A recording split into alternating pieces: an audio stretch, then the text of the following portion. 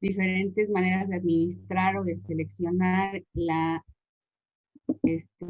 anestesia en cuanto a los pacientes y en cuanto a los fármacos, porque de manera general se van a utilizar las mismas formas, los mismos métodos y las mismas características y criterios para todos los tipos de anestesia. El hecho de que nosotros tengamos anestesia inhalatoria no significa, en primer término, que no vamos a tener que calcular dosis, y en segunda, que no vamos a tener que estar monitorizando a nuestro paciente. La mayoría de los accidentes anestésicos con anestesia inhalada tienen que ver con la falta de cuidado y la confianza o la sobreconfianza que se llega a tener al momento de tener al paciente conectado a la máquina de anestesia. Cuando me refiero a que el paciente está conectado, es decir, que ya tuvo un manejo previo con preanestésicos, que ya se colocó un tubo endotraqueal para permitir que por esa vía llegue el fármaco inhalado, y por otra parte que también todos los pacientes estricta y obligatoriamente deben de tener una vía abierta de fluidos para poder administrar tanto fármacos de emergencia como algún otro medicamento que se requiera, además de proporcionar la hidratación que se va requiriendo en el tránsito quirúrgico. Entonces, una vez que ustedes ya hicieron todo esto, pueden entonces conectar a su paciente. El siguiente punto importante es que cuando hablamos de que se conecta la máquina o que se prende la máquina, no es que se conecte la máquina a una toma de corriente eléctrica, sino que hacemos que de manera mecánica funcione esta máquina de anestesia y el circuito que tiene mediante la ventilación del paciente, y en algunos casos también llegan a contar con ventiladores extracorpóreos o con ventiladores mecánicos. Esto la verdad es que ya lo vimos, así que me voy a pasar como súper rápido, si la computadora me lo permite en un segundo. Bueno, nada más recordarles que para hacer una correcta monitorización de su paciente es importante tomar en cuenta todas las características, desde la edad, porque van a ser distintos. En anestesia inhalada, al igual que en anestesia fija, los pacientes son ubicados dentro del criterio médico, tanto por el peso como por la edad, y en general por las características que presentaron para su examen físico, y de esta manera podemos ir tomando las frecuencias basales para la posterior monitorización. Todo lo demás ya lo vieron, así que me lo voy a saltar. Ya vieron las dosis, ya vieron la forma en la que actúan y cómo es que se selecciona los riesgos de los pacientes. La anestesia inhalatoria se puede utilizar en pacientes prácticamente en cualquier nivel de riesgo, desde el riesgo anestésico hasta 1, hasta el que ya es un paciente prácticamente en cuidado de urgencia o en cuidados intensivos, o que llega con alguna situación crítica en cuanto al cuidado que requieren. Cada paciente requiere su tipo específico de anestesia y va a estar en función de la raza, de la edad, del peso y lo que vimos hace un momento. Entonces es importante que no porque tengan la máquina crean que es lo único que existe, pero sí nos facilita mucho la vida. En cuanto al uso de fármacos inhalatorios, bueno, ya vamos a mirar también.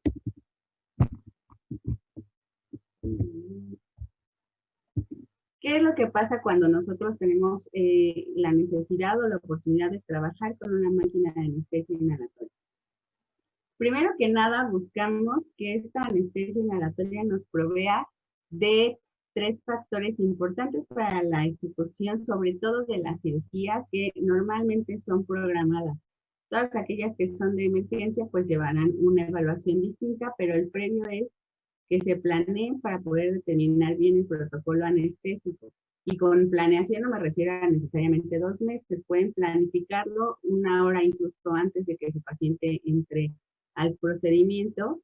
E insisto, cuando ustedes ya tengan la experiencia, podrán trabajar con pacientes de urgencias que pueden llegar a necesitan que instauren un plan anestésico en el momento mismo que están haciendo todo el manejo, pero ustedes ya deben de conocer de manera previa todo el manejo que se hace de modo como continuo o habitual. Lo que buscamos es que se le proporcione al paciente un estado de hipnosis que a la par le provea de analgesia y de relajación muscular. Esto no se logra exclusivamente con los fármacos anestésicos. Necesitamos proveerle también una serie de fármacos previos para poder hacer un manejo correcto del paciente y que este paciente a la recuperación no tenga ningún problema por cuestiones de dolor, por cuestiones de manejo delicado de los tejidos o incluso por la misma, el mismo metabolismo o la eliminación de los fármacos anestésicos. Una vez que contamos con estos 3 niveles de protección o estos 3 niveles de funcionamiento de la anestesia, vamos a proveer a nuestro paciente de la protección neurovegetativa. Esto quiere decir que de manera prácticamente automática el cerebro va a llegar a una protección de los órganos que permiten que se continúe con la vida, es decir, la circulación mediante el corazón, los órganos que generalmente son de choque como el hígado y el vaso, mantienen la perfusión sanguínea, sí disminuye la temperatura, sin embargo no a un nivel de muerte, y lo más importante es que nos permite trabajar con el paciente en un estado de inmovilidad y sin dolor. Para ello es importante que tengamos presente que en primera, para hacer una anestesia inhalatoria debemos tener en consideración la concentración que vamos a requerir del agente anestésico que vamos a inspirar. Y la mayoría de ellos está en forma líquida y al hacer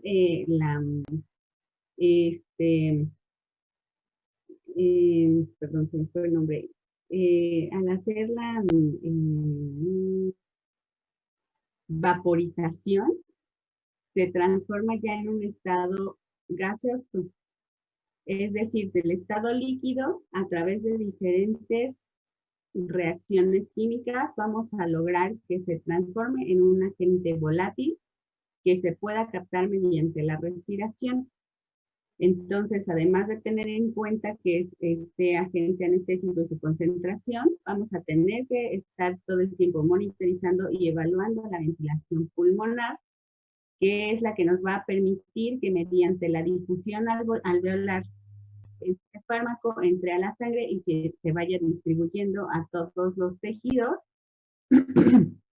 y que una vez que desconectemos al paciente de la máquina anestésica, empiece a eliminar el fármaco anestésico y a recuperar la concentración natural y normal de oxígeno, y esto permita que entonces se dé el proceso de inverso pues de la recuperación de la anestesia, donde el paciente sale de este proceso anestésico y llega a su estado normal de conciencia. Así que vamos a tener una fase secuencial donde llega a los pulmones, de los pulmones a la sangre, de la sangre principalmente a bloquear el sistema nervioso central, mediante la respiración y después la eliminación al ser desconectado.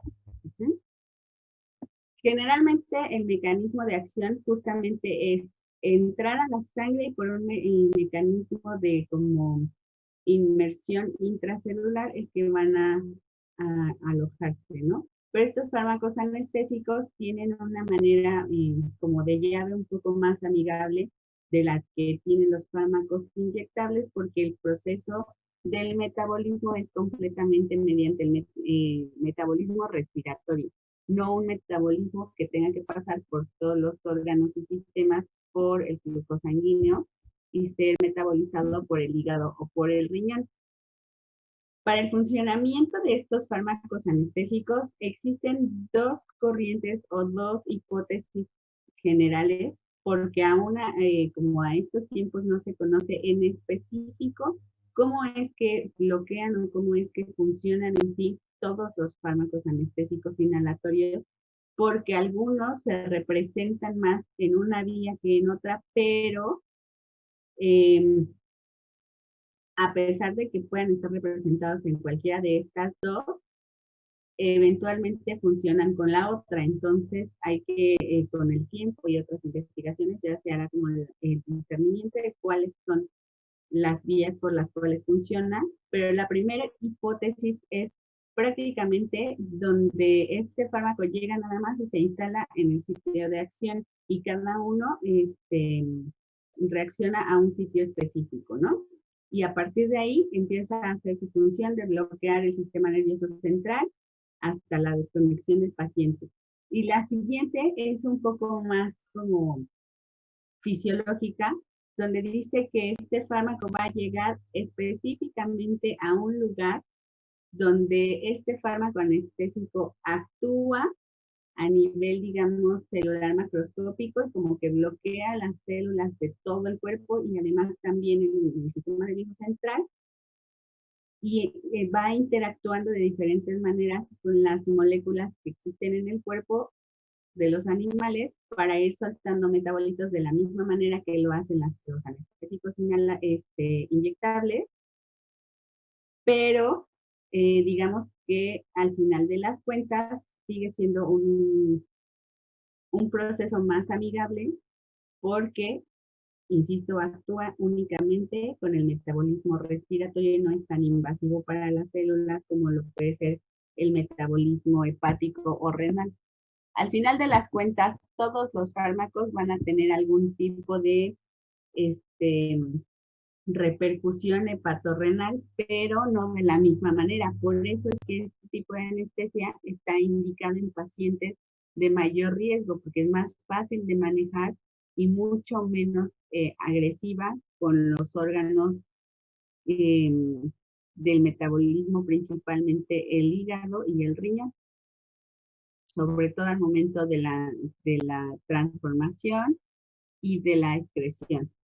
Y muchos de los pacientes que requieren anestesia ya tienen un compromiso hepatorrenal, por lo cual es importante cuidar este tipo de situaciones. Sin embargo, también es importante hacer el énfasis en que no todos los pacientes son candidatos al uso de anestesia inhalatoria. ¿Qué pacientes? Esa pregunta es como para todos ustedes. ¿Qué pacientes consideran ustedes que no son candidatos al uso de anestesia inhalatoria?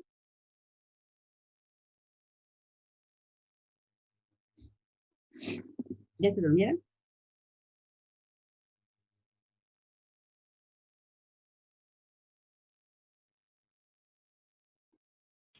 ¿Podría ser los ¿No? pacientes que tengan problemas en los pulmones o problemas respiratorios?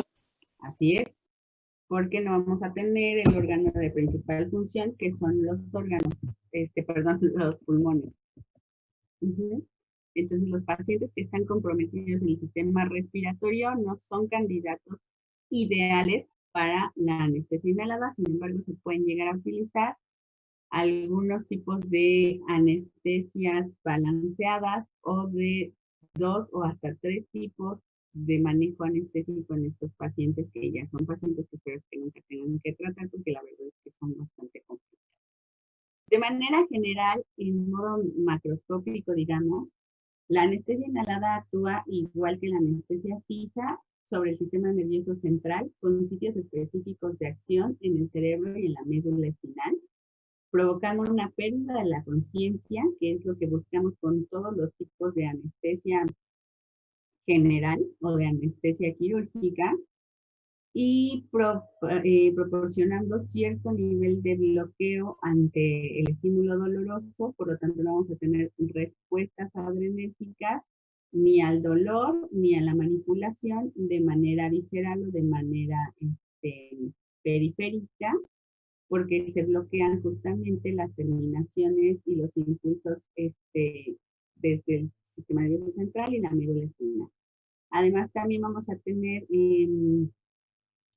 un efecto medio modulado por justamente esta acción espinal en la que no necesariamente es como que erradique la sensibilidad, pero sí va a modificar un poco la manera en la que se perciben esos efectos de manera como sensitiva ascendente, digamos que es de la que va como de afuera hacia el cerebro, ¿no?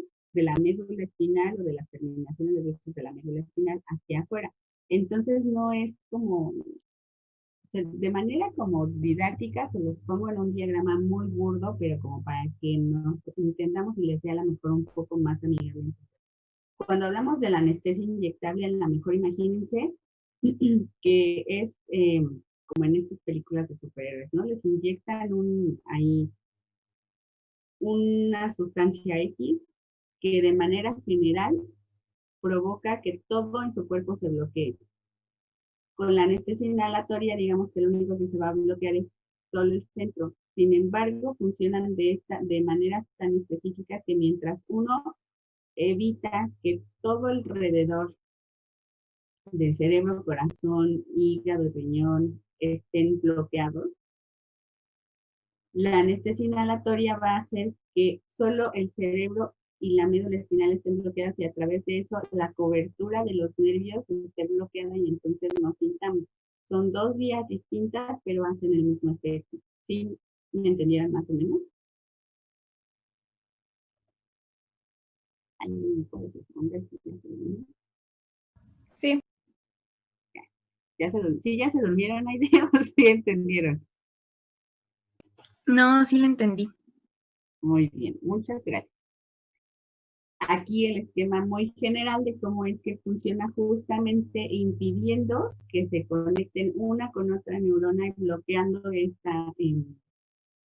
este impulso nervioso o esta transmisión en la que van a justo bloquear el tema del dolor y las reacciones y los impulsos sensitivos de manera general. Casi todos los fármacos en algún momento de su metabolismo o en algún momento de su farmacocinética tienen que ver con un bloqueo del GABA, pero de manera particular en alguno de los procesos, ¿no? Todos, la mayoría es lo que hacen bloquear al final de cuentas. Incluso muchos de los analgésicos también lo hacen. Y aquí en este esquema pueden ver cómo cada uno de manera en específico, bueno, no cada uno, solamente hay dos, el anestésico inhalatorio, anestésicos fijos, y les da el ejemplo de dónde es donde funcionan, por ejemplo, los tranquilizantes.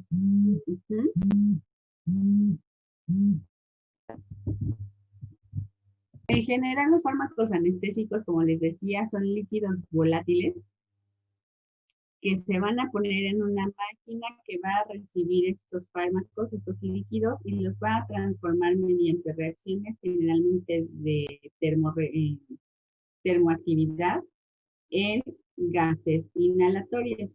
Las principales, ¿cómo decirlo? O sea, los principales fármacos que se utilizan en medicina veterinaria son el alotano, que ya casi no se utiliza, el isoflurano, que por economía y practicidad es el que está más recurrente en las clínicas y en los hospitales veterinarios, el sevoflurano, que es de mayor uso en medicina humana, pero ahora ya también está de mucho uso en medicina veterinaria, y el éter, que también ya casi no se utiliza. Y esto tiene que ver tanto con la construcción de las máquinas como con los efectos que tienen sobre los animales, bueno, los humanos en el caso, ¿no? Y para el caso de los gases en específico que se utilizaban como anestésico, este sí viene en forma de gas y se suministra en forma de gas, es el óxido nitroso, que también por el tema de la volatilidad y la seguridad en general, además de, les insisto, los efectos que tienen en el organismo, ya tampoco es como de tanto uso y es el óxido nitroso.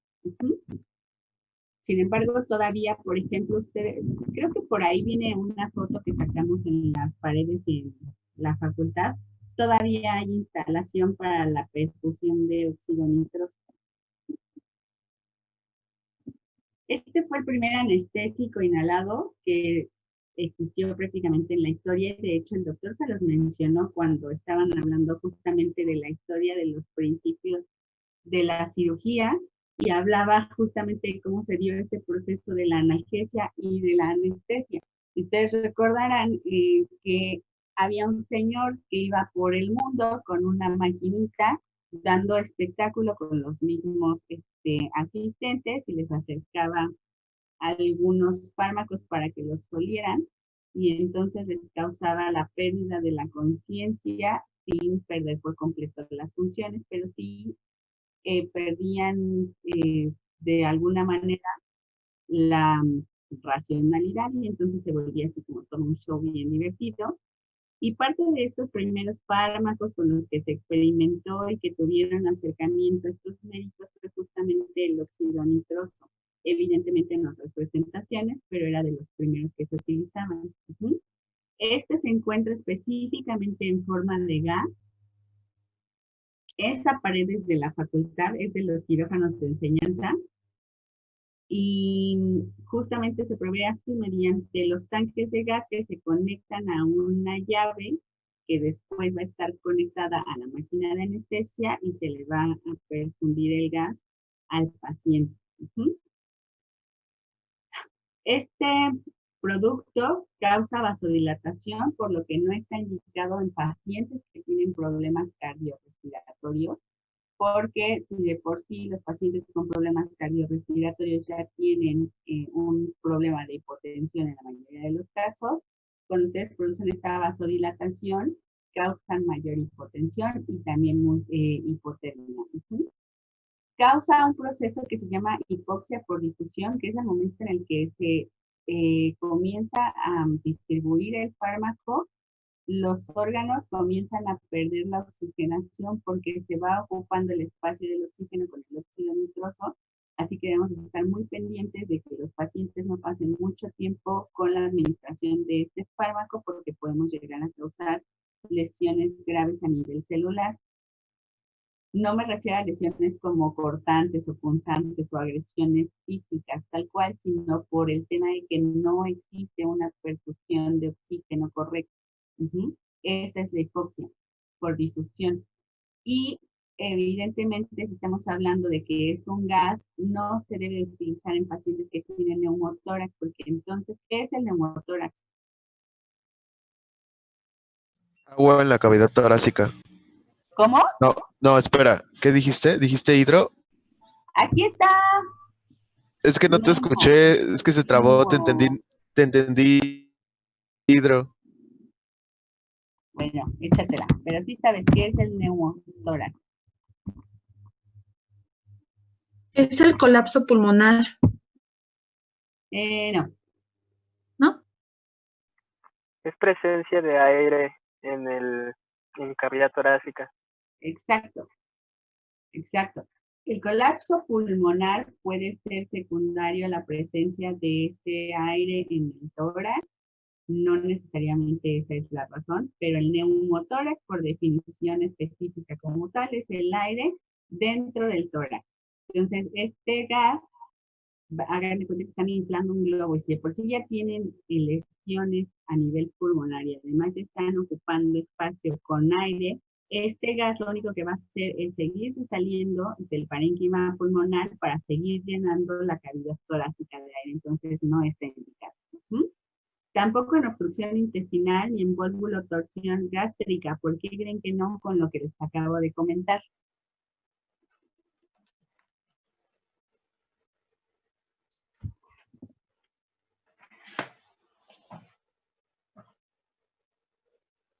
¿Qué pasa cuando hay una obstrucción intestinal o sobre todo cuando hay una dilatación volvulogástrica? ¿Cuáles son los 3 puntos importantes de eso? Ya lo tuvieron que haber visto en patología, incluso en anatomía y creo que está en física.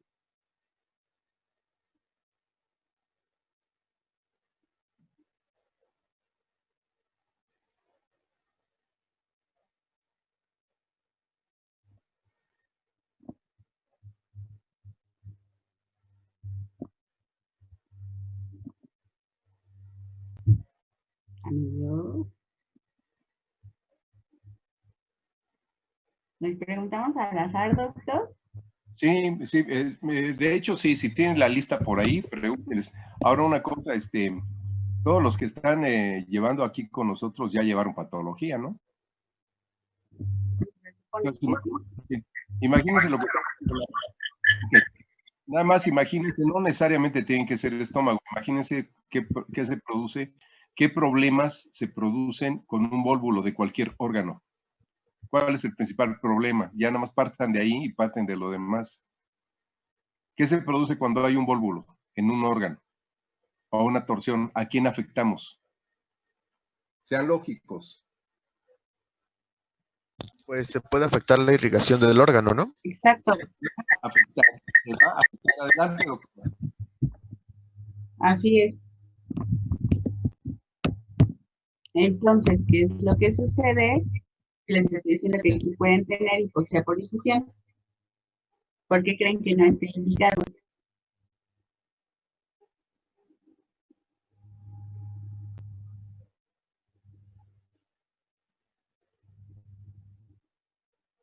¿No? Es muy temprano para que les hagan esas preguntas.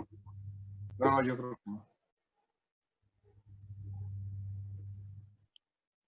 ¿Qué pasó, compañeros?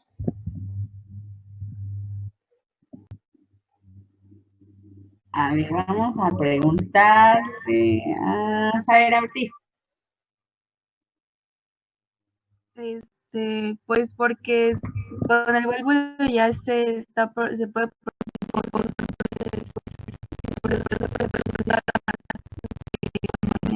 ¿no? Sí, en términos generales, exactamente eso es. Ay, bien importante, ¿cierto? Qué bueno, muy bien, Zaira.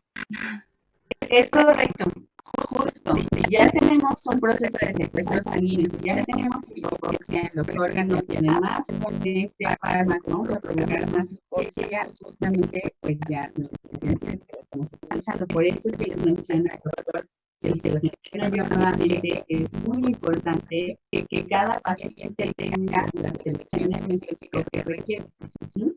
Si este es el fármaco que ustedes tienen para proveer una anestesia inhalatoria, evidentemente no va a ser recomendado para un paciente que tenga vólvulo gástrico. Mejor utilicen otro tipo de fármacos, como la acetamicina con la ketamina, que es muy segura de utilizar y funciona perfectamente para la mayoría de los pacientes, y pueden dosificar de esa manera y proveer también de anestesia muy potente con algunos fármacos como la buprenorfina o el tramadol, la dosis alta, o incluso butalfanol o fentanilo para poderle dar al paciente con el dolor.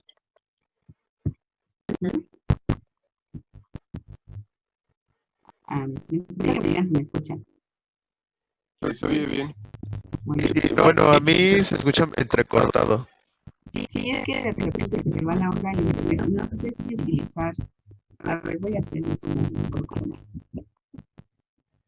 Voy a apagar el micrófono de la compu.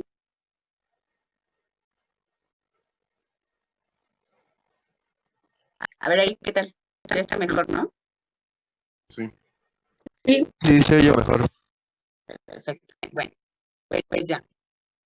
El color como universal del óxido nitroso generalmente se pone en azul. Y bueno, lo que les puse aquí como de colorcitos son como acuerdos internacionales, igual que el rojo de peligro y amarillo precaución. Cada uno de los fármacos tiene sus tipos específicos de anestesia, de color, perdón, y de manera general, todo lo que es como anestésico se trabaja de forma morada, lila o azul, pero dentro de eso también hay subdivisiones, y para el caso de los fármacos anestésicos son como códigos de colores en general los gases volátiles y en los fármacos anestésicos, donde el oxígeno es color verde, el agua es tono blanco o blanco con azul, y los fármacos van en esta gama de colores. Para el óxido nitroso se utiliza este color azul. Luego el alotano, no porque sea peligrosísimo y así como de que nos vamos a morir si lo utilizamos, pero pues es un color que se decidió de manera internacional que era bastante llamativo y tiene las siguientes situaciones. Primero que nada, es altamente vasodilatador, sobre todo en el cerebro. Como es vasodilatador, ya hablamos de que los vasodilatadores lo que hacen es abrir el tamaño del vaso sanguíneo como tal, o más bien hacer flojo o guango la estructura de ese vaso sanguíneo, y entonces hacen que la sangre fluya de manera más lenta, entonces eso disminuye la presión arterial. También disminuye, por tanto, el gasto cardíaco, y por esta situación también disminuye el flujo hacia el hígado. Entonces tenemos nuevamente un proceso de hipoxia. También el hecho de que sea un vasodilatador cerebral hace que no sea ideal o que su uso esté restringido para pacientes que tienen traumatismo cráneoencefálico, pacientes con historial de epilepsia o pacientes que padezcan de presión arterial increíblemente presión arterial alta y que estén al borde de un derrame cerebral. Si ustedes piensan que a los animales no les pasa la diabetes ni el derrame cerebral, sí les pasa. Y les pasa por los mismos procesos prácticamente que a los humanos, pero de diferentes vías, porque ellos no van y se comen una coca con un gansito. Sin embargo, la mala alimentación que se les da a partir de, digamos, como monodietas de solo croquetas o de croquetas no bien balanceadas, o que de manera general estos pacientes ya tengan un proceso degenerativo y no lo cuidemos, puede provocar estas patologías. ¿Alguien se acuerda qué es la hipertermia maligna?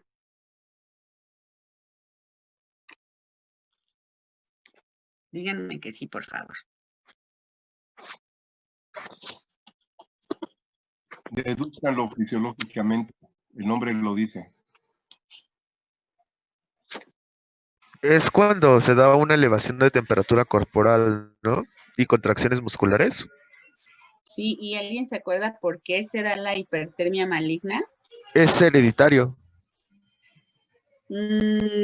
Sí, pero échanos más, cuéntanos más.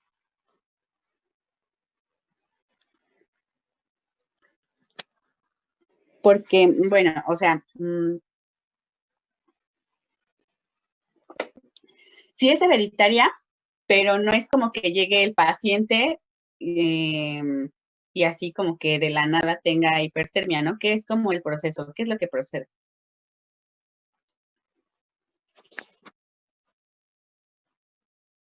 O sea, no es como que Pues se supone que es porque el paciente no puede, ahora sí que, detener el aumento de calor, ¿no? Ya sea por algo ambiental o no sé.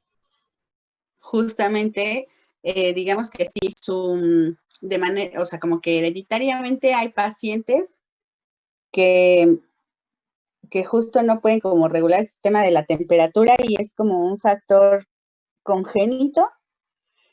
Y entonces lo que sucede es que cuando nosotros, ahí tenía aquí una nota para explicarles eso, espérenme, denme 2 segundos.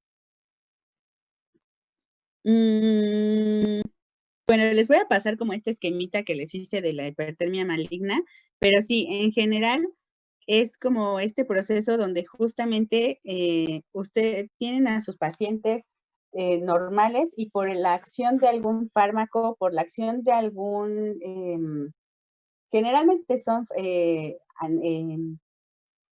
antibióticos, puede llegar a pasar por el caso de la administración como de estas vitaminas preformuladas que van vía endovenosa, se me fue el nombre, y también justo en el caso de los anestésicos, que se activan como este defecto y entonces el paciente que ustedes tienen conectado con una temperatura regular comienza a subir descontroladamente su temperatura. De manera normal podríamos contrarrestarlo en un paciente normal con fármacos antipiréticos, pero en estos pacientes, como ya es una situación como de su constitución genética, entonces empiezan a perder esta capacidad de que se puedan controlar la temperatura hasta llegar a un punto en el que literalmente su cerebro se cuece.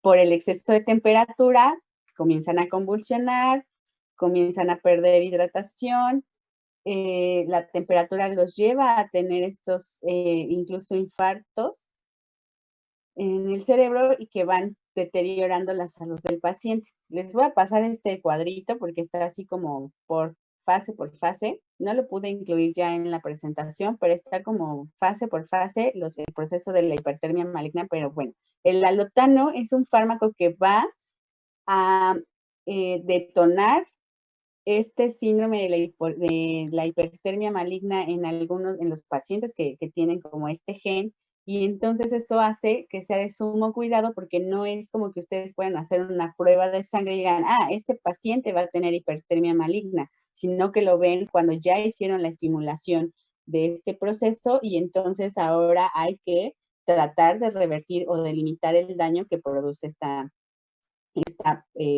patología.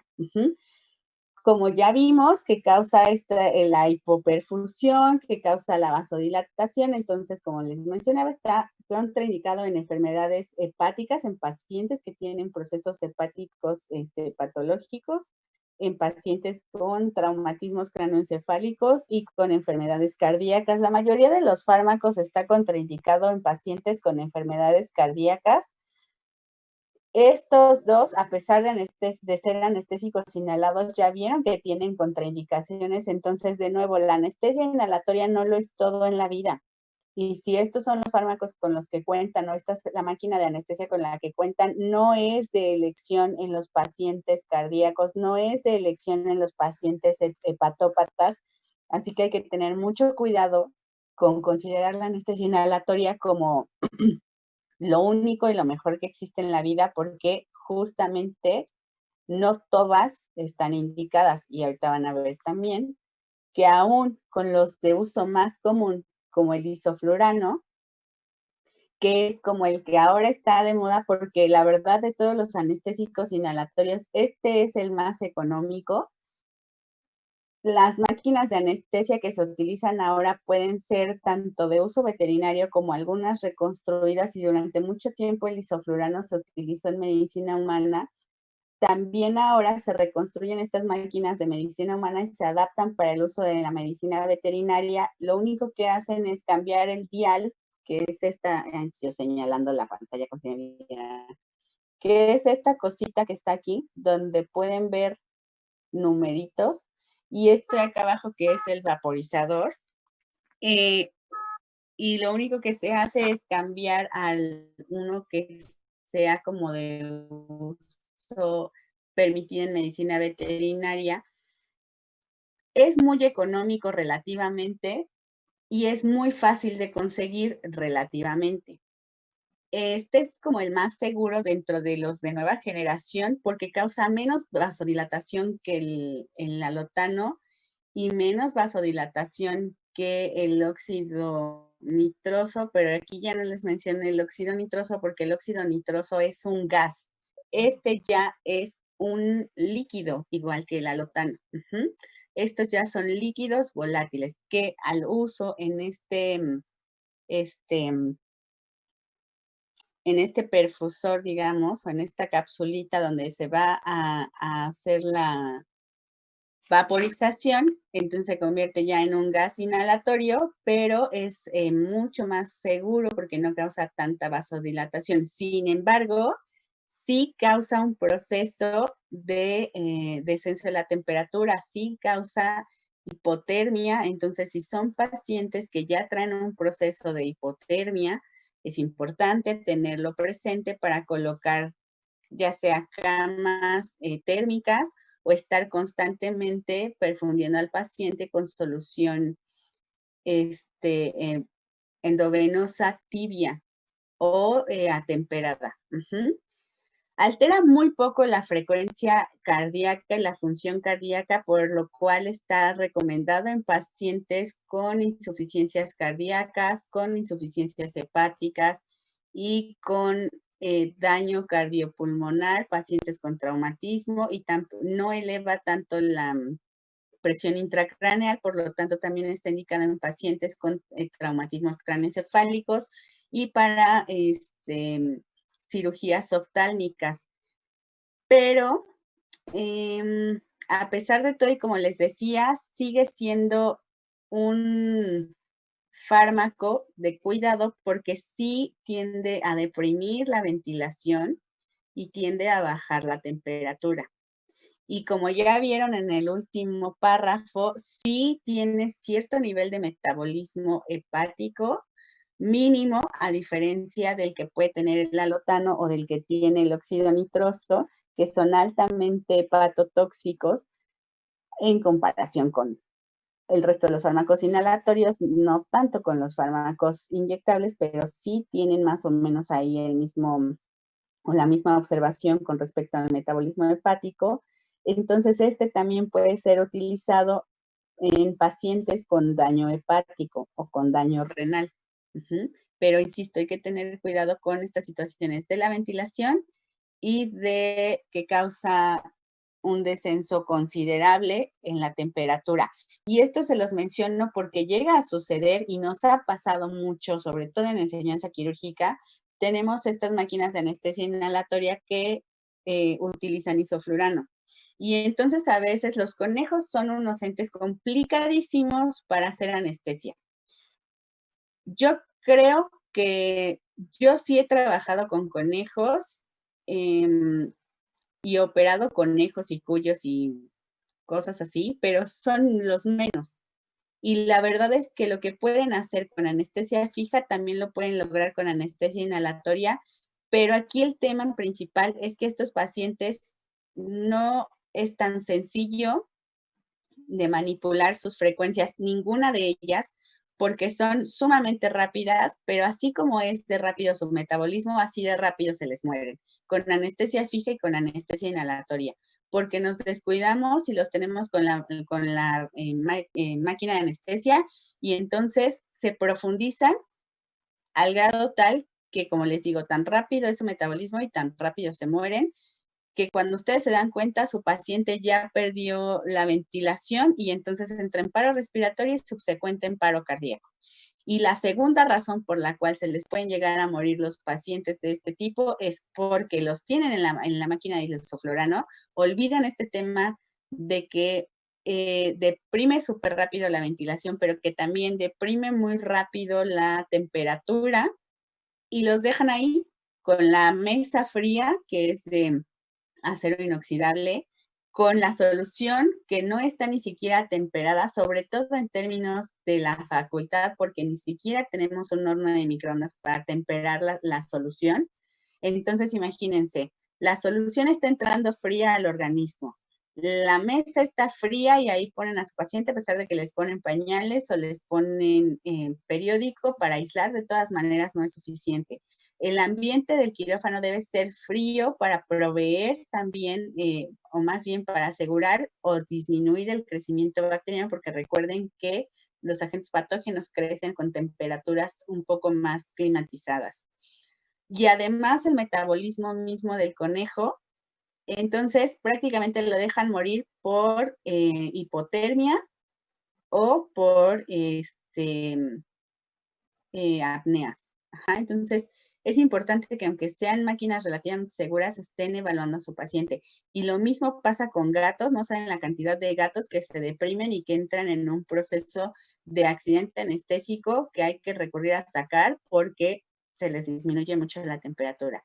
Y luego la recuperación es un tema que a veces no tenemos presente. Sin embargo, el tener la temperatura del paciente no elevada, pero sí compatible con lo natural, es algo que dejamos de lado y que es sumamente importante tener presente porque la mayoría de los fármacos anestésicos, sean inyectables o sean inhalatorios, disminuyen mucho la temperatura. Entonces el tema de la temperatura es importante tenerlo presente para ayudar a la recuperación pronta del paciente. Y en el caso del isoflurano hago mucho énfasis porque es de los fármacos que más disminuyen la temperatura. ¿Alguien tiene dudas hasta aquí? No. Bueno, Doctora, Sí, doctor, sí. antes de que pase al sevoflurano, los nombres comerciales anterior a digamos, el alotano era flotano Ujú. y el isoflurano, ¿qué otro nombre? Pues depende como de los laboratorios, pero el isoflurano ya lo tienen así como Sofloran, Isofluran. Telfloran, y el que nos dan en la facultad es, creo que justamente el de PISA, que Sí. es isofluran o algo así. Ajá, sí, sí. Solfluran, ajá. El alotane también se le llama fluotane o se le llama flotano. Alotano o fluotano. Ahora sí, ya nada más hacer eso, ¿eh? Ujú, ujú.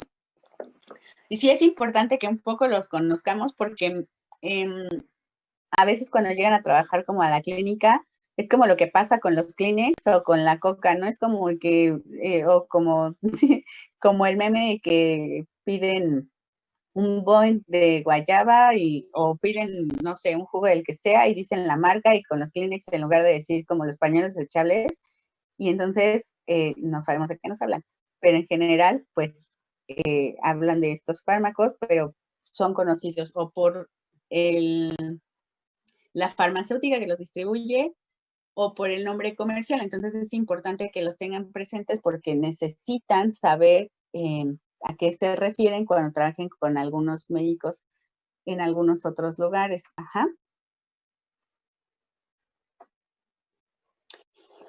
El siguiente es el sevoflurano, que la verdad es que yo creo que ahora mismo ya está siendo prácticamente usado casi a la par del isoflurano. La diferencia está más bien como en el costo y en la existencia de las máquinas que puedan utilizarlo. La mayoría de las máquinas que existen de manera actual traen ya 2 o 3 difusores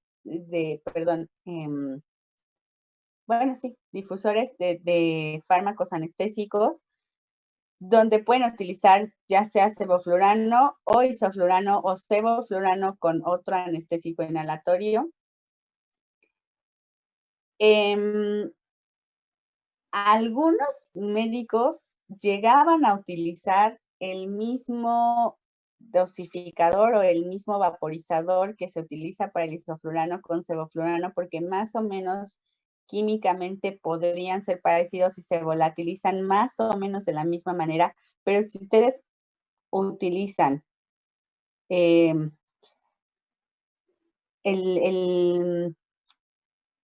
el dosificador para diferentes fármacos pueden causar que las fibras internas, que ahorita vamos a ver la estructura de la máquina, se desequen, se rompan y después no perfundan bien y entonces eso les va a causar constantes frustraciones y muchos sustos al momento de usar la máquina. Entonces es importante que utilicen las cosas para lo que son y que tengan extremo cuidado de con qué las utilizan para no dañarlo, porque el no dañarlo va más allá del presupuesto y va muchísimo más allá del que la máquina les dure. Es por seguridad del paciente. Uh-huh. Además, al final de las cuentas, estos gases o estos líquidos se pegan a las estructuras que hacen la vaporización y pueden llegarse a mezclar y ustedes sin darse cuenta pueden estar provocando los accidentes anestésicos. Ajá. El sevoflurano, a diferencia del isoflurano, tiene una función prácticamente instantánea. Ustedes van a conectar al paciente y van a ver que hace efecto en segundos. Tiene más o menos las mismas propiedades que el isoflurano con respecto a que se puede utilizar en pacientes con enfermedades cardíacas, con enfermedades hepáticas y con enfermedades renales, con enfermedades vasculares y también está indicado en pacientes para cirugía de ojo y demás. Este en particular altera muy poco la frecuencia cardíaca y la frecuencia respiratoria, a diferencia del isoflurano, que sí altera más sobre todo la frecuencia respiratoria. La recuperación es proporcional a la inducción, es decir, si en el sevoflurano utilizan 3 segundos para la inducción, en 3 segundos tienen la recuperación, por lo cual es mucho más amigable, sobre todo en pacientes animales que son muy estresables o que llegan con estados mentales alterados.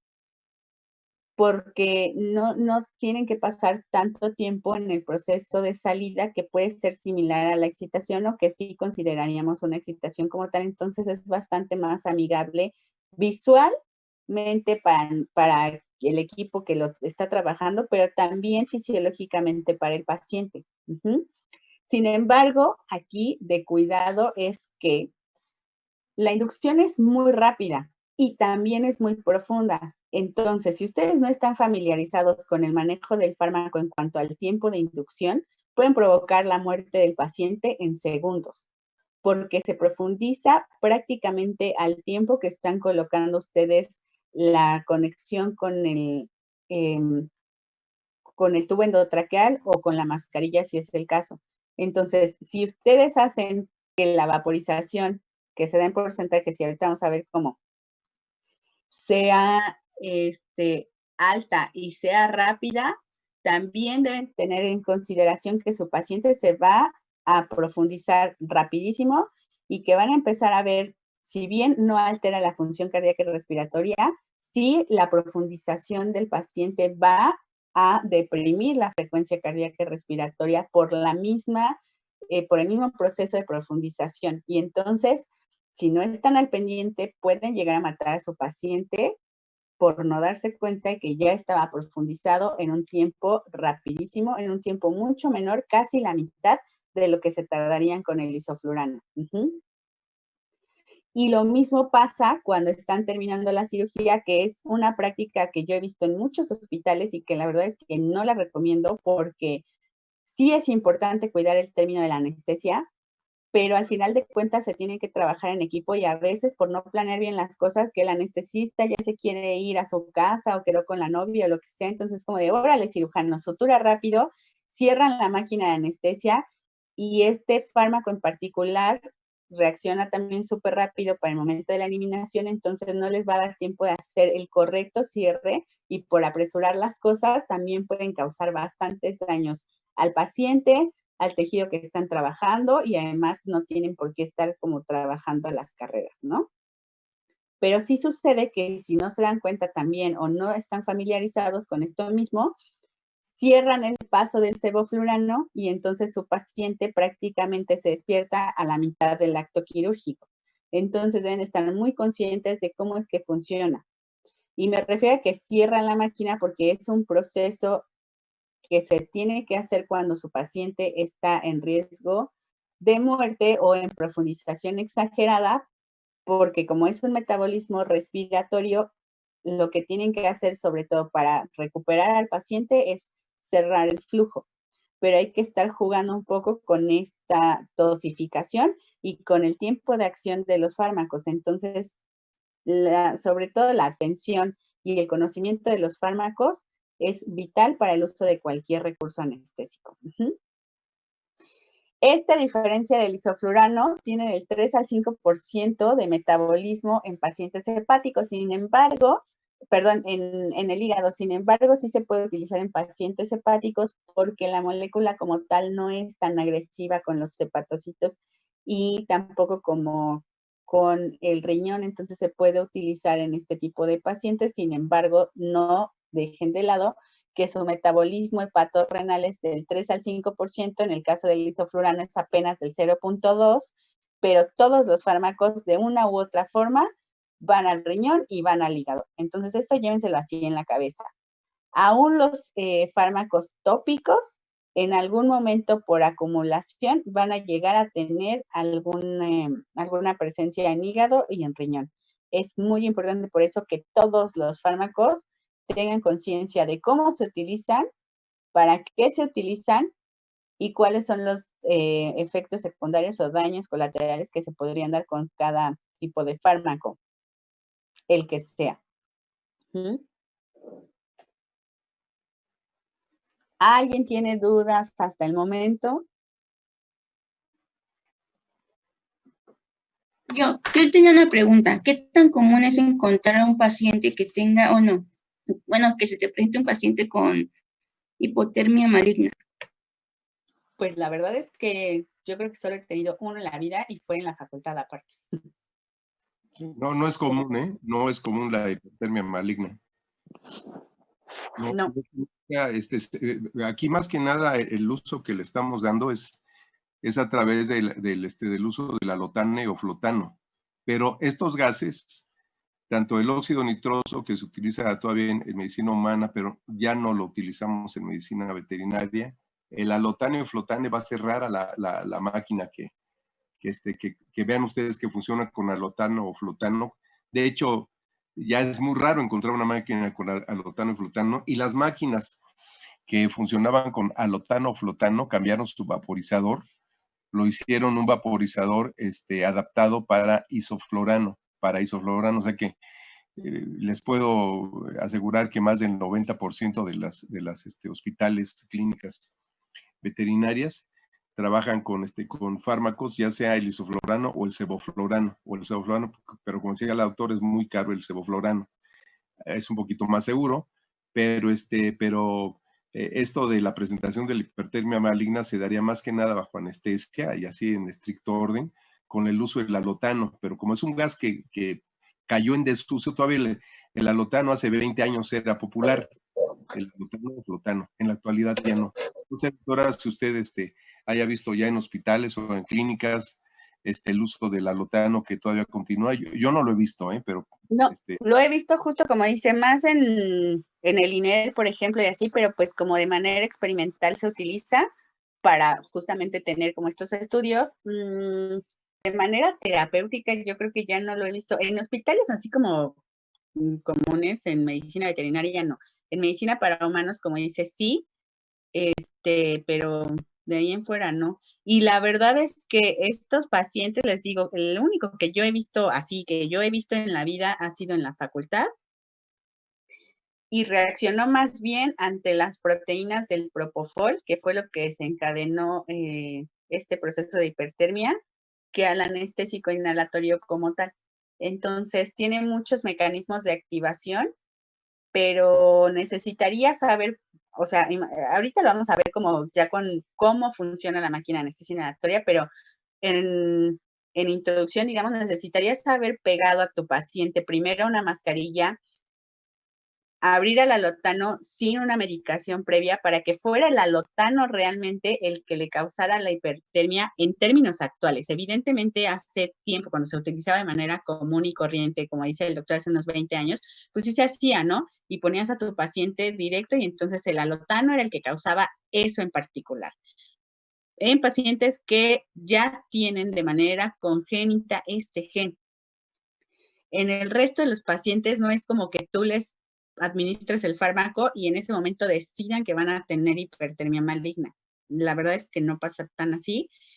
E insisto, creo que es más como por la administración de otros fármacos, generalmente les digo como de estas multivitamínicos, propofol o algún otro fármaco antes que con el alotano, porque para empezar ya no existe tantas máquinas de eso y porque necesitarías no haber hecho ningún manejo previo, ¿no? Ahora, si ya hiciste un manejo previo y como tal te tocó como con ese paciente, con el alotano, pues ahí sí yo no he visto ninguno porque no he trabajado honestamente. Yo nunca he usado el alotano en términos clínicos, jamás. En algún momento que tuvimos oportunidad de hacer una estancia bien breve como de un curso de habilitación en el INER, pues lo llegamos a ver, lo llegamos a utilizar, pero de manera nada más como académica, didáctica, pero de ahí en fuera trabajar con él, nunca, porque pues ya no existe. Y la hipertermia maligna no solo se activa por este mecanismo, acuérdense que ya hay como otras formas en las cuales se activa, que no tienen que ver ni con cirugía ni con anestesia, que también les pueden provocar que el paciente reaccione con hipertermia maligna.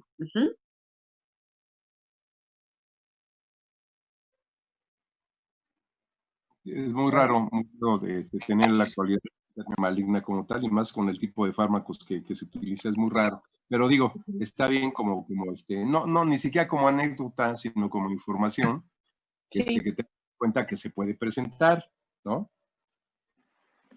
Exactamente, sí. Sí, porque luego les pasan las cosas y no saben ni por qué, nunca sabemos por qué, y es por esto. Ay, hay aquí un mosco que me está atacando. Permítanme 2 segundos. Ya sé. Bueno. Ahora, ¿Cómo funciona el anestésico inhalatorio en general? Los anestésicos Yo inhalatorios. tengo otra duda antes de pasar a eso. Cuéntenme. Yo nada más quería preguntar, entonces una máquina para anestesia inhalada puede tener más de bueno, ocuparse para más de un gas o tiene que ser a fuerzas uno. Sí, pero ojo, una máquina de anestesia inhalada puede tener más de un vaporizador, pero un vaporizador no puede y no debe ser utilizado para más de un fármaco anestésico. Ahorita vamos a ver cómo es la estructura de la máquina para que ustedes entiendan a qué me refiero, pero justo, una máquina de anestesia puede tener varios vaporizadores para varios tipos de anestésico inhalado, pero no pueden utilizar un solo vaporizador para muchos tipos de fármaco. ¿Sí? Sí, gracias. Vale. Ahora, ¿cómo funcionan los anestésicos inhalatorios? Funcionan mediante la concentración alveolar que existe de este fármaco justamente dentro del alveolo pulmonar. A este término, en general, lo vamos a llamar CAM, y ustedes van a ver en los libros de anestesia o en los libros de inhaloterapia o en los libros que tengan que ver con fisiología de la respiración, este término CAM. El CAM justamente es la concentración de cualquier cosa, puede ser de oxígeno, puede ser de anestésico inhalatorio, puede ser de algún fármaco, broncodilatador o algún tipo de fármaco que utilicen en la terapia inhalatoria que requiera que se concentre dentro del alveolo, que son como estos globitos, y que se quede ahí, y a eso vamos a llamar concentración alveolar.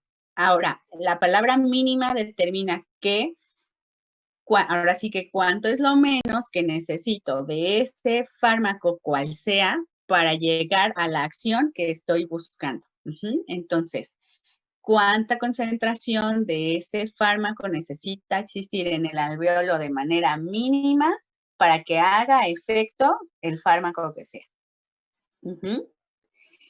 Y esta concentración mínima va a depender del porcentaje de solubilidad y el coeficiente de partición que ahorita les voy a explicar. Primero que nada, ¿cómo es que pasa este anestésico al organismo? Como ya les expliqué de inicio, va a pasar de la máquina al tubo, del tubo al pulmón, del pulmón se va de manera como, digamos, de grande a pequeño al alveolo. El alveolo se va a llenar de ese fármaco y por difusión va a pasar hacia los capilares sanguíneos que después van a llevar al torrente ese fármaco para llegar al cerebro y bloquear. Entonces, dependemos del gasto cardíaco para que esa sangre ya con el fármaco se distribuya hacia los tejidos y cause el efecto anestésico. Tenemos que tener conscientes también cuáles son las características de la ventilación de cada paciente. Lo que mencionaba, creo que Brian hace rato fue el que dijo que dependía de, por ejemplo, los pacientes con dificultades respiratorias van a tener características distintas a los pacientes con integridad ventilatoria. Y de nuevo, esta palabrita o este término que es el coeficiente de partición que tiene que ver ya en sí con el fármaco. Los primeros dos tienen que ver con los pacientes o, bueno, con los animales en general que vamos a utilizar o que vamos a anestesiar. Y el último tiene que ver con el fármaco. Esta imagen es así como bien ambigua y es así como a grandes rasgos como se daba más o menos la ventilación y es como explicar súper básico cómo es que se da la difusión hacia la sangre de los fármacos anestésicos. Lo que les mencionaba, entra de la máquina al paciente, del paciente al pulmón, del pulmón al alveolo y del alveolo al torrente sanguíneo. De manera inversa, cuando el paciente ya va a salir de la anestesia, va ganando espacio el oxígeno y el aire en general, no solo oxígeno, sino la composición general del aire a las moléculas del fármaco para irlo como empujando hacia afuera, digamos, y entonces ganar espacio para que de nuevo por difusión se llenen las células sanguíneas con oxígeno y ya no con la molécula del fármaco y entonces salga del efecto anestésico. De nuevo, desde afuera entra al alveolo y se va cambiando la función de oxigenación por el fármaco anestésico. Esto es como en general el metabolismo respiratorio, pero aquí hagan de cuenta que no solo entra oxígeno y sale CO2, sino que junto con el oxígeno aquí yo pondría una flechita morada que indicaría que también entra el fármaco anestésico y así como se captura el oxígeno, se capturan las moléculas anestésicas para por difusión ir bloqueando el sistema nervioso central. Ahora ya les expliqué de manera general qué es el CAM, pero de las definiciones del libro tenemos estas tres. Primero que nada es la concentración mínima que se requiere de un fármaco cual sea, en este caso específicamente de un fármaco anestésico para evitar que haya una respuesta del estímulo doloroso a partir de la administración de estos fármacos. Sin embargo, aquí este tema es como un poco abstracto porque si se dan cuenta dice que es en el 50% de la población. Aquí ahora el tema es como, ¿y cuál es el 50% de la población que sí va a tener esta reacción? Entonces, esta frase o este postulado, digamos que ya está como tal descartado y nos quedamos únicamente con la primera parte, que es la concentración del fármaco mínimo para evitar una respuesta ante un estímulo doloroso en general. La más utilizada o digamos que la más común y la más sintética es la siguiente, que es la potencia necesaria de un fármaco para crear el efecto anestésico que buscamos. Es decir, que para que este fármaco que estamos inhalando logre deprimir al paciente hacia un nivel de anestesia quirúrgica, pues necesitamos que sea de cierta manera potente. ¿Y a qué nos referimos con la potencia? Pues al efecto que va a tener sobre el sistema nervioso central. Y al final y de manera ya como más práctica es la medida que se utiliza para comparar a los diferentes fármacos anestésicos y ponerlos en función del porcentaje que se utiliza de ese fármaco para llegar al efecto que deseamos. Y estos están medidos en porcentajes. Es decir, que de cada litro de oxígeno que respire el sujeto, un porcentaje corresponde al anestésico inhalatorio. Y ese porcentaje corresponde, por lo tanto, a la potencia que va a tener o a la cantidad de fármaco que se requiere dentro del alvéolo para poder hacer ese intercambio gaseoso y lograr bloquear el sistema nervioso central de la percepción de cualquier estímulo del ambiente. Y lograr que nuestro paciente entonces esté en un estado anestésico quirúrgico de tranquilidad, de pérdida de la conciencia y de sensación, que es lo que se busca con todos los anestésicos. ¿Sí? ¿Quedó claro? ¿Alguien tiene dudas? ¿Alguien necesita otra explicación? Porque a veces ni yo misma me entiendo. ¿Alguien tiene alguna aclaración que hacer?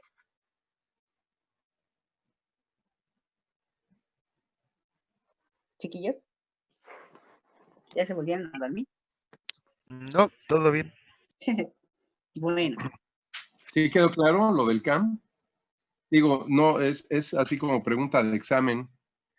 Entonces, si no está bien entendido lo del CAM, va a ser difícil que entendamos las anestesias, cómo funcionan, cómo van por vía inhalada, pasa a los alvéolos y de ahí el sistema circulatorio. Entonces, no sé si está bien explicado o no. Sí, todo bien. Bueno, por mi parte todo bien. Sí. ¿Los demás? Parte sí. Sí. Muy bien, Giovanni, gracias. Ok. Bueno. Ahora voy a elegir a alguien al azar. Vamos a elegir a Mario Fernando. ¿Cuál es el CAM del isoflurano?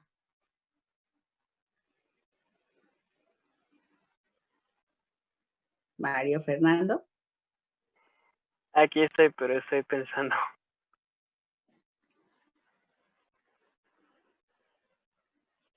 Vamos a ver quién le ayuda. Aleatoriamente elijo a Sebastián Mendoza. ¿Cuál es el CAM del isoflurano?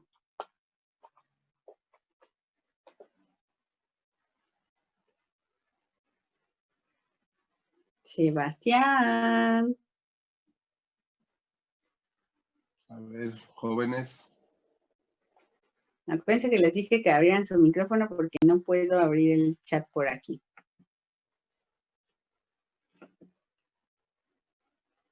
Es que sí está, pero creo que dice, bueno, creo que no sirve su micrófono.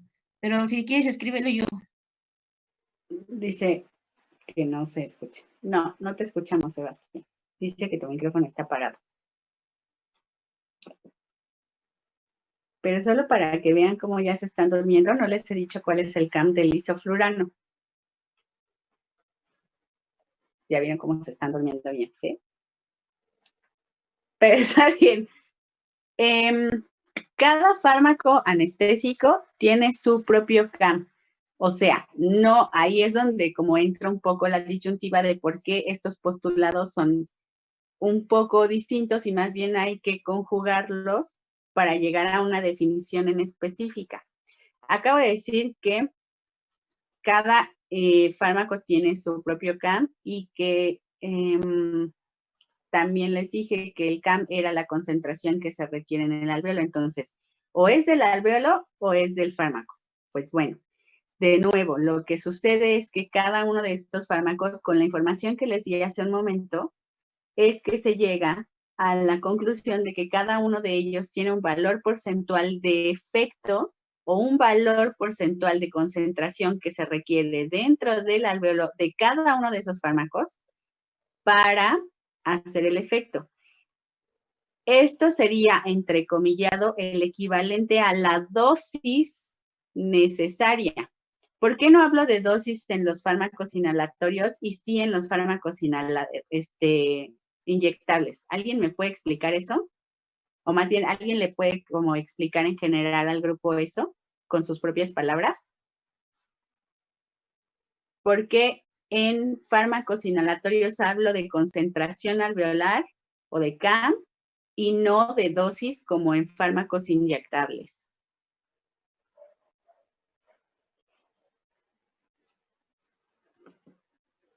Eli.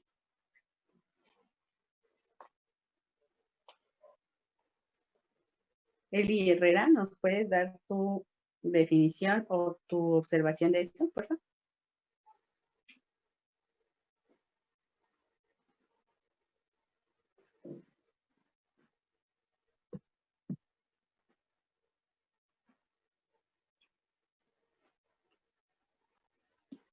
Por el estado en el que está, gaseoso. Ajá, exactamente. Justo. Yo puedo hablar de una dosis a partir de la concentración en un fármaco formulado, digamos. Pero en el caso de los fármacos inhalatorios, como va a estar de manera de vapor, justo es la combinación del fármaco en función del oxígeno. Entonces, efectivamente, es por el estado en el que está. Sin embargo, por ahí de manera común y corriente podrán escuchar a algunos de nosotros que decimos como, súbele la dosis del isoflurano. Obviamente no estamos hablando de la dosis, sino de la concentración porcentual que necesitamos para llevar al paciente a un estado de profundización que deseamos. En general,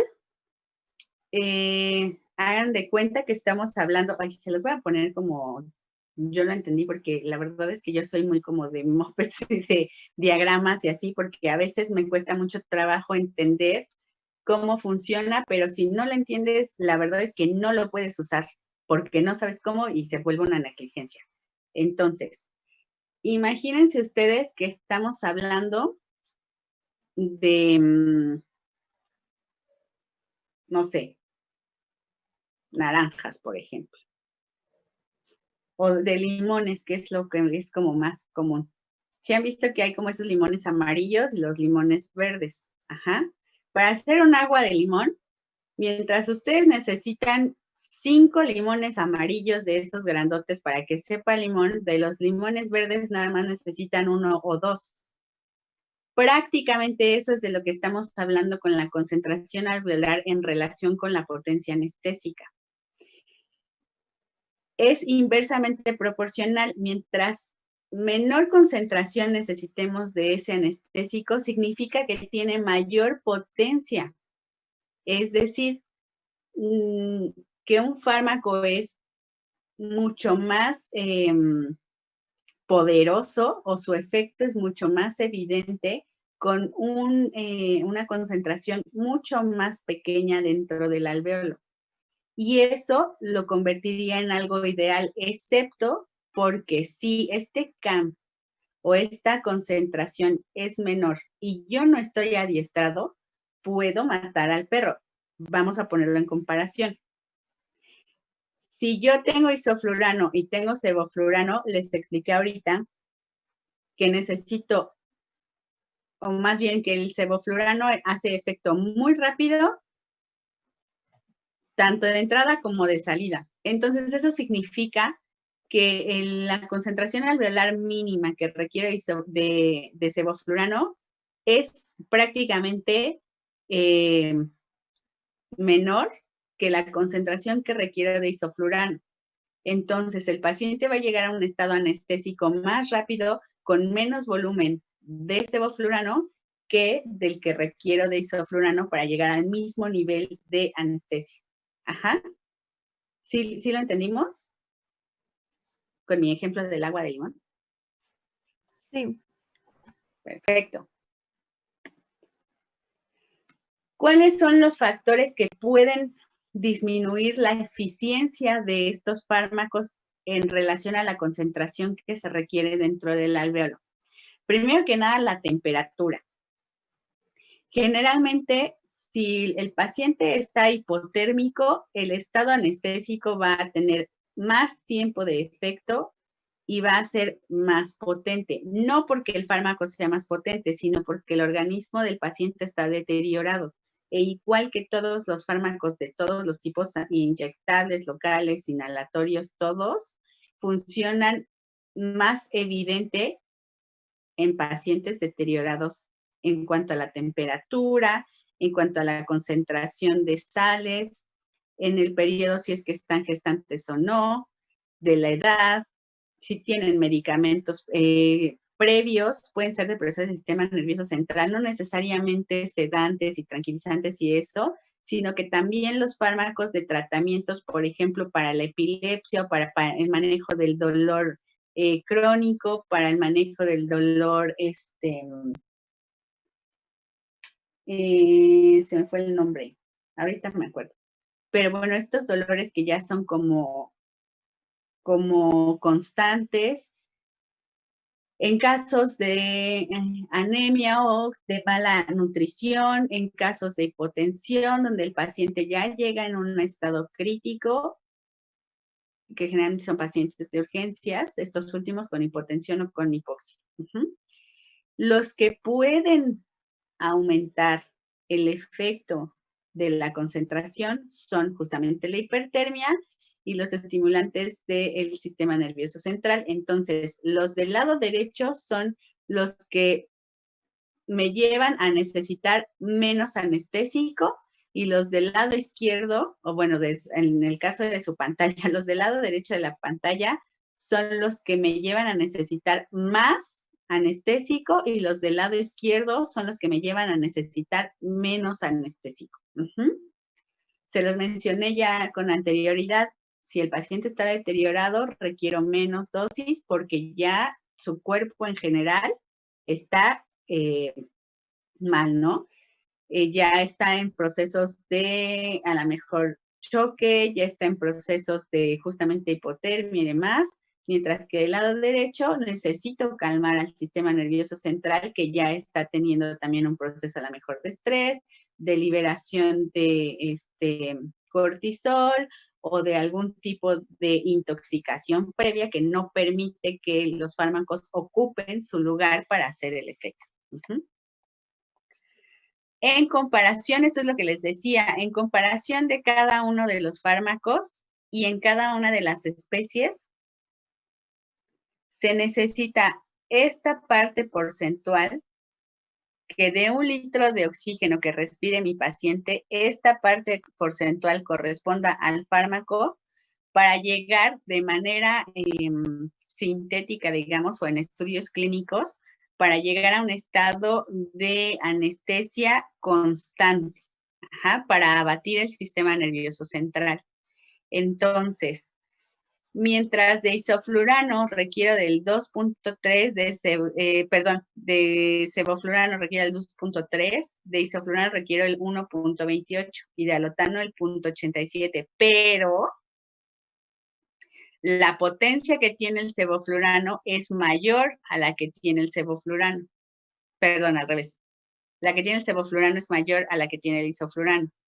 Pero el nivel de intoxicación, el alotano les gana a todos. Y no me refiero a de intoxicación como en el buen decir de la anestesia, que al final de cuentas estamos intoxicando a nuestros pacientes con los fármacos, sino de intoxicación negativa, de la que te lleva a tener problemas hepáticos, renales, respiratorios y cardíacos. A pesar de que el alotano requiere menos, también es el que más efectos negativos tiene. Entonces, no porque requiramos menos y no porque aparentemente sea más potente, lo voy a utilizar porque también tiene más efectos secundarios. Ahora, como les mencionaba hace rato, no podemos hablar per se de una dosificación porque está en función de un volumen que está dado en porcentaje por el estado volátil de estos gases. Sin embargo, sí podemos evaluar la concentración de estos fármacos en medida de que se mezclen con un gas que los lleve a vaporizarse por efectos, de nuevo, químicos, es que pasa de estados líquidos a estados gaseosos y entonces se combina por reacciones térmicas con el oxígeno y me va a dar como resolución que por cada mililitro o más bien, por cada litro de oxígeno vamos a tener cierto porcentaje de volumen de estos fármacos. Para el tema ya como tal de la máquina de anestesia, donde hay un flujómetro, se mide en mililitros y después del litro ya empiezan ahora sí 1, 2 o 3 litros.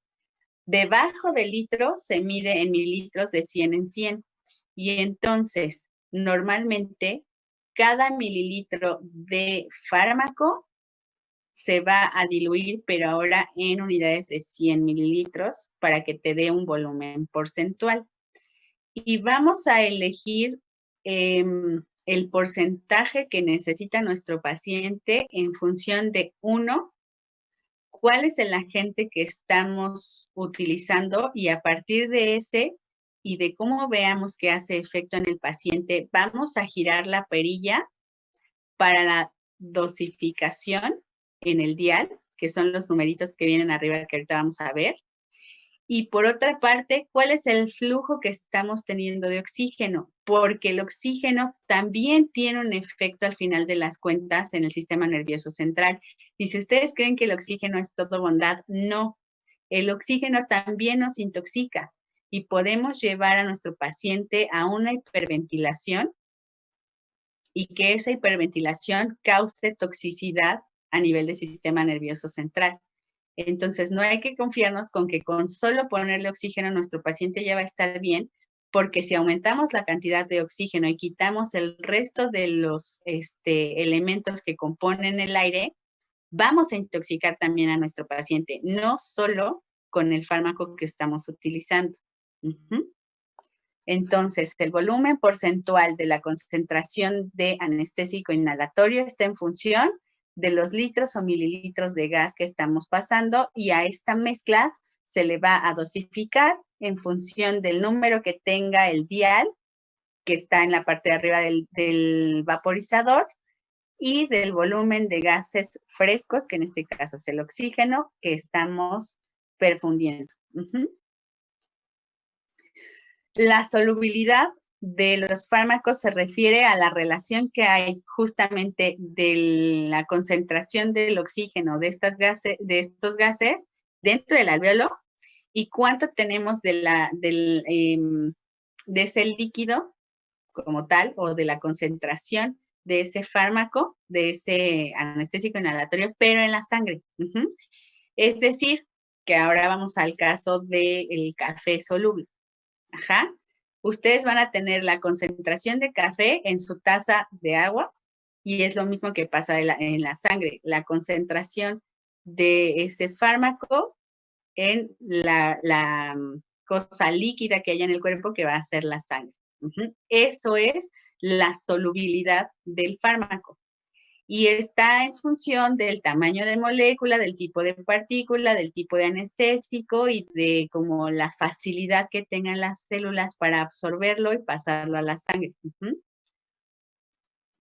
Esta misma solubilidad, o más bien, vamos a saber qué tan soluble es este fármaco en función de cuánta concentración de él se encuentre en la sangre y cuánta se encuentre en los tejidos. Si se deposita más en los tejidos que en la sangre, ya no es un anestésico inhalatorio ideal porque quiere decir que justamente va a causar algún efecto sobre las células de esos tejidos y lo que queremos es que esté circulando en la sangre para que llegue al sistema nervioso central y lo bloquee con el menor daño posible a los órganos o a las células funcionales de esos órganos.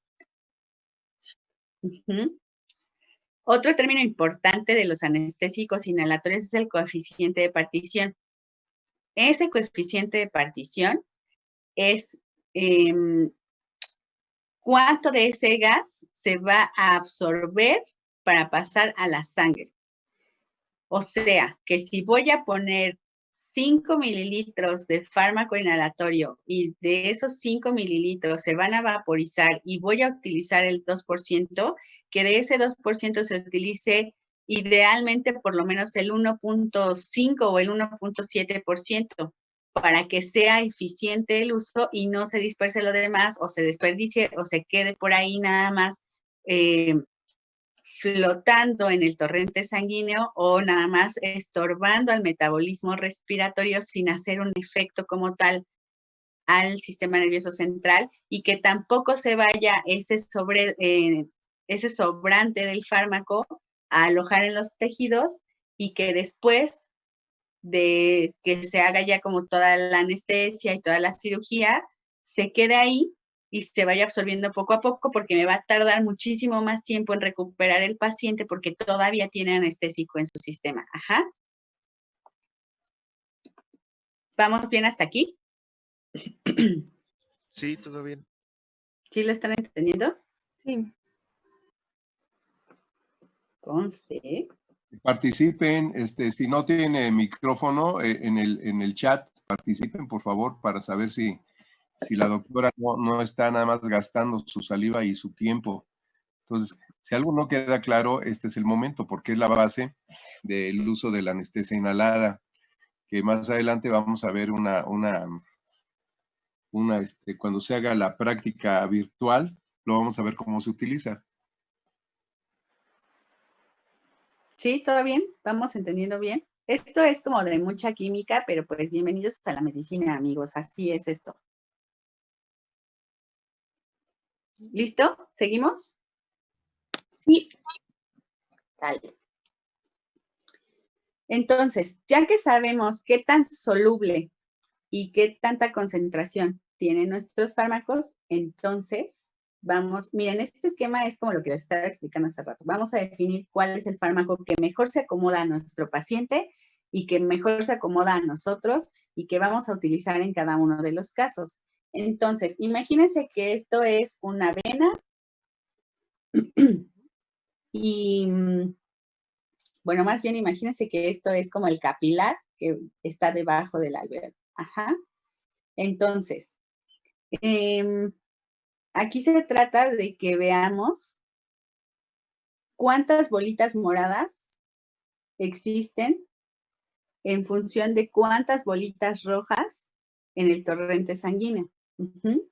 Las bolitas moradas van a representar el total de fármaco que haya en el torrente sanguíneo y eso es lo que queremos, que haya más bolitas moradas, porque las amarillas van a representar esto que les decía, que si no es tan soluble, entonces va a quedar flotando. Vamos al caso del café. Si yo pongo café de grano, por mucho que sea agua caliente, va a soltar un tanto de café. Pero si yo pongo café soluble, va a soltar por completo el café.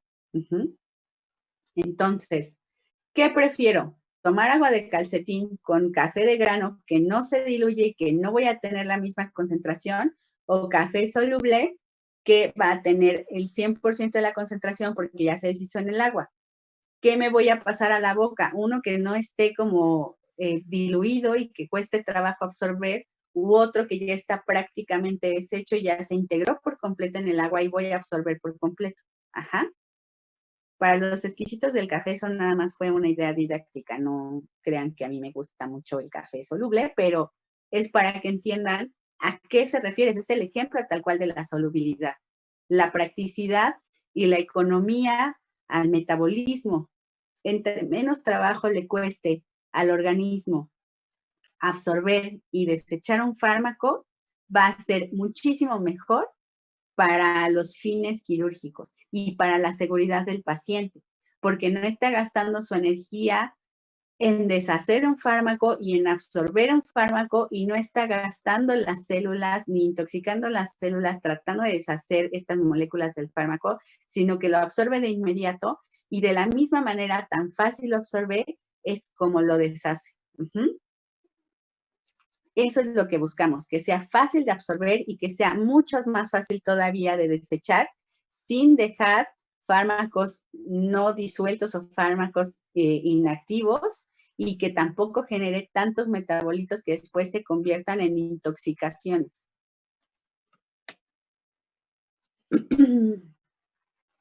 Esto pues básicamente nada más es una comparación del coeficiente de partición. Aquí es donde ya se ve la eficiencia del sevoflurano contra el isoflurano. Del sevoflurano obtenemos la mayoría de la solubilidad, por eso es tan eficiente y por eso llega a la intoxicación. O bueno, no voy a decir intoxicación porque se me pueden confundir, pero llegamos a la anestesia tan rápido y tan eficiente. Y por eso se sale de la anestesia también tan rápido y tan eficiente, porque su coeficiente de partición también es muy eficiente y el porcentaje de solubilidad también es muy eficiente. Entonces, con poquito tenemos el efecto. Pero de isoflurano requerimos más. Sin embargo, de nuevo, para el tema del manejo, ¿qué prefiero? ¿Algo que me lleve rapidísimo al estado y que no pueda manejar o algo que pueda paulatinamente ir manejando?